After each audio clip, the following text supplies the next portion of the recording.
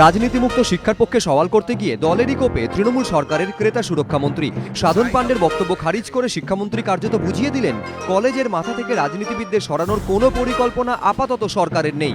জয়পুরিয়া কলেজের সাম্প্রতিক পরিস্থিতি নিয়ে ঠিক কি বলেছিলেন সাধন পাণ্ডে?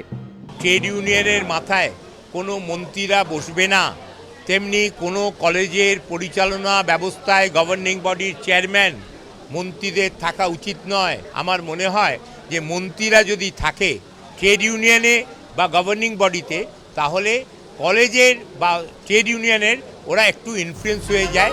প্রকাশ্যে এ নিয়ে মুখ খোলায় দলের কাছ থেকেই পাল্টা চিঠি পাচ্ছেন ক্রেতা সুরক্ষামন্ত্রী।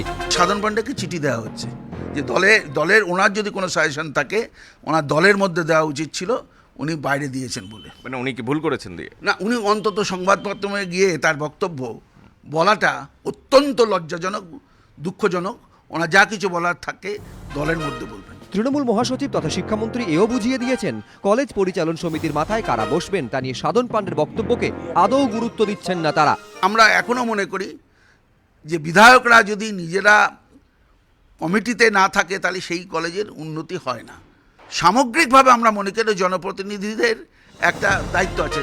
যদিও শিক্ষাবিদদের একাংশের মতে ক্যাম্পাসকে রাজনীতিমুক্ত করতে গেলে শিক্ষার সঙ্গে যুক্ত ব্যক্তিদেরই কলেজের মাথায় বসানো উচিত, রাজনীতিকদের নয়। কলেজ গভর্নিং বডির মাথাতেও অধ্যক্ষ এবং শিক্ষক বা কোনো একজন শিক্ষায় উৎসাহী মানুষ, যার শিক্ষা এবং যোগ্যতা সম্বন্ধে কোনো সন্দেহ নেই কারো, এরকম একজন মানুষকে রাখা উচিত।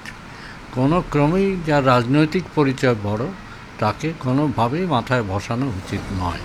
বর্তমানে কলেজ পরিচালন সমিতিতে থাকেন 2 জন সরকারি প্রতিনিধি, বিশ্ববিদ্যালয়ের প্রতিনিধি 2 জন, 4 জন স্থায়ী শিক্ষক, 2 জন শিক্ষাকর্মী।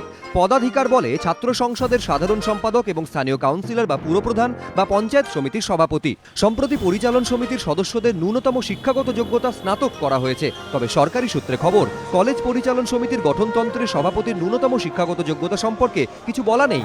এমনকি পরিচালন সমিতির সদস্য নয় এমন বহিরাগত সভাপতি নির্বাচিত হতে পারেন। রাজ্যের বিভিন্ন কলেজের পরিচালন সমিতির মাথায় এখন নেতা মন্ত্রীরা, কোথাও সরকারি প্রতিনিধি হিসাবে, কোথাও আবার সভাপতি হিসাবে।